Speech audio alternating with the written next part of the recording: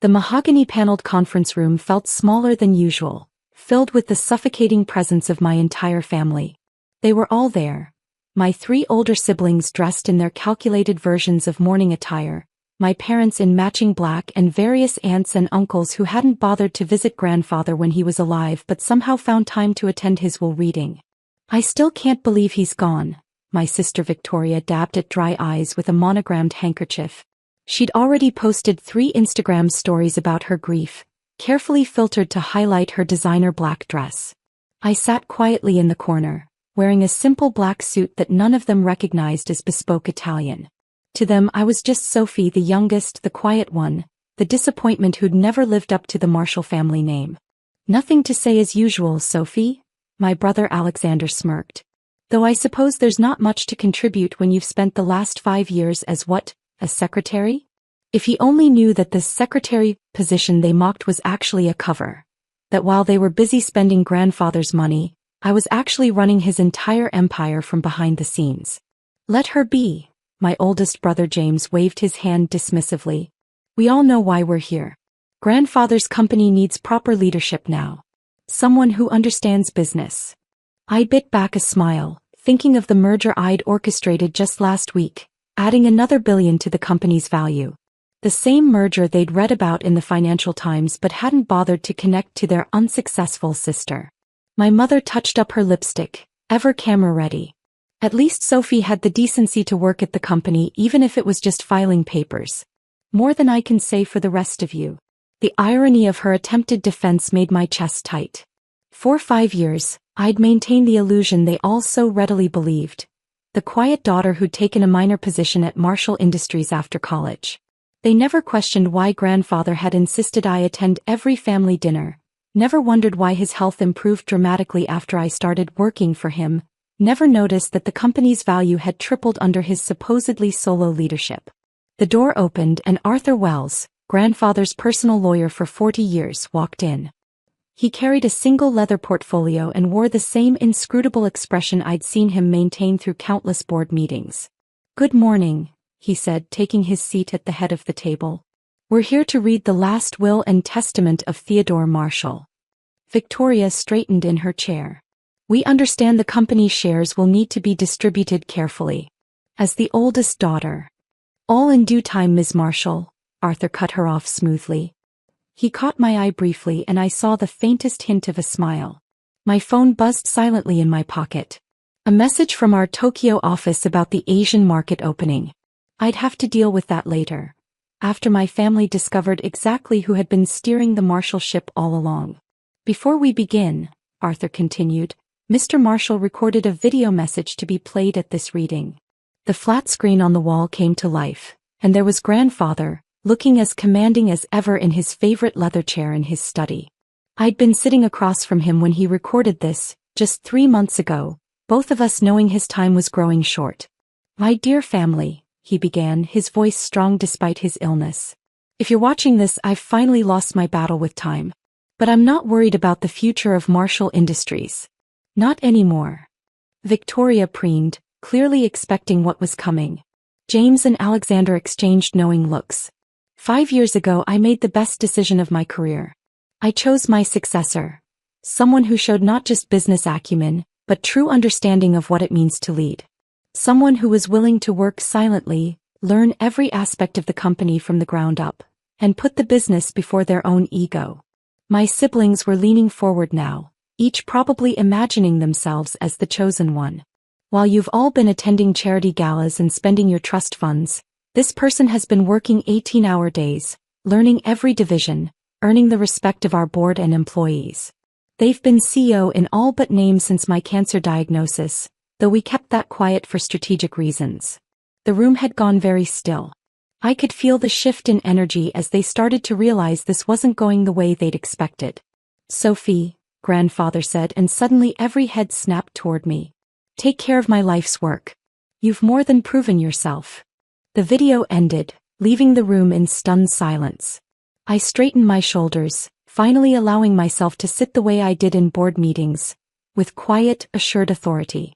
"Shall we continue?" I asked Arthur, using the same tone I'd used just yesterday to close a $100 million deal. He nodded, opening his portfolio.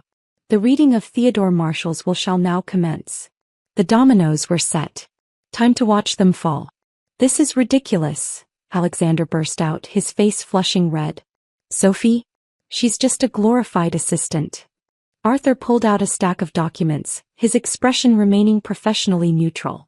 Actually, Ms. Marshall has been serving as Chief Executive Officer of Marshall Industries since January 2020. All major decisions, acquisitions, and strategic planning for the past 5 years have been under her direct leadership. Victoria's perfectly manicured hand clutched her pearls. That's impossible. She brings coffee to meetings. An effective cover, I finally spoke, my voice carrying the same quiet authority I used in boardrooms. It's amazing what people will say when they think the person serving coffee is irrelevant. James jumped to his feet, his expensive suit wrinkling with the sudden movement. I've been running my own investment firm for a decade. I'm the obvious choice to lead Marshall Industries. You mean the investment firm that lost 40% of its value last quarter? I raised an eyebrow. The one that would have collapsed if not for a mysterious angel investor who bailed you out? His face went pale. How did you? I was the angel investor, James. Through one of Marshall Industries' subsidiary companies. You're welcome, by the way. The room erupted in chaos. My mother had to sit down, her social media perfect composure cracking. My father kept opening and closing his mouth like a fish out of water. Arthur cleared his throat. If I may continue, the will is quite specific. He began reading, his voice clear over the family's confused murmuring. To my granddaughter Sophie Marshall, I leave 51% controlling interest in Marshall Industries, all voting rights associated with said shares, and complete executive control of all subsidiary companies. This is a joke, Victoria shrieked. She can't even dress properly. She's wearing off-the-rack suits. I smoothed my hand over my Tom Ford custom suit. Armani, actually, Victoria. I just never felt the need to show off labels. Unlike some people, I prefer to let my work speak for itself. Arthur continued reading, seemingly immune to the drama unfolding around him. To my remaining grandchildren, I leave trust funds to be managed by Sophie, with distributions contingent upon their active participation in company operations, should she choose to employ them. Alexander's face turned an even deeper shade of red. Contingent? She gets to decide if we get our money? Perhaps, I said calmly, you'd like to see what you've been mocking for the past 5 years? I pulled out my phone, sending a quick text. The wall screen came to life again, this time showing real-time data from Marshall Industries' global operations. Stock prices, acquisition details, merger statistics, all bearing my signature. The Singapore merger last month? That was me. The tech startup acquisition that tripled our market share? Also me. The mysterious restructuring that saved 3,000 jobs during the pandemic? My decision, my execution. My mother found her voice. But you never said anything. All those family dinners where we talked about the company. Where you talked about me, you mean? I corrected her. About how I was wasting my potential. How I should try to be more like Victoria with her social media influence, or Alexander with his trust fund lifestyle, or James with his failing investment firm. The room fell silent again. I was exactly where I needed to be, I continued. Learning every aspect of the business from the ground up, earning respect through work rather than birthright. Grandfather recognized that potential in me when none of you did. Arthur pulled out another document. There's more. Ms. Marshall has also been serving on the boards of 12 other major corporations under various aliases. Her total net worth, separate from Marshall Industries, is approximately. Victoria fainted before he could finish the number. My phone buzzed again. Tokyo needed an immediate decision on the market fluctuation. I stood, buttoning my jacket with practiced ease. Arthur will provide you all with the necessary paperwork. I have a company to run. I paused at the door. When James? The board meeting you've been trying to schedule with the CEO for the past month? You can have it right now. I have exactly 15 minutes before my call with the Prime Minister. The next 48 hours were exactly what I'd expected. A hurricane of reactions, revelations, and realizations that left my family's perfectly ordered world in chaos. I was in my real office. Not the small desk they thought I occupied, but the corner suite on the top floor of Marshall Tower. when Victoria burst in, bypassing my security with the sheer force of sisterly entitlement. You can't just, this isn't. She sputtered, then stopped dead when she saw me behind grandfather's historic mahogany desk. The desk where I'd actually been sitting for the past 3 years, though family photos had always been carefully staged in front of the old one downstairs. Did you need something, Victoria? I asked, not looking up from the acquisition proposal I was reviewing. I have a board meeting in 20 minutes. The board? She laughed hysterically. You mean the board that's going to shut this farce down? James is already gathering support to contest the will. I finally looked up, allowing myself a small smile. You mean the board that's been working under my direct leadership for 5 years? The same board that watched me turn our $2 billion company into a $15 billion global empire. I pressed a button on my desk and the wall of screens behind me lit up with real-time data from our worldwide operations. While you were building your Instagram following, I was building this. But you're just... She gestured vaguely at me, her designer bracelets jingling. The quiet one. The shy sister. The family disappointment. I stood straightening my suit. No, Victoria. I'm the CEO who just closed a deal with Saudi Arabia this morning that's worth more than all your social media endorsements combined. My phone buzzed. Alexander probably.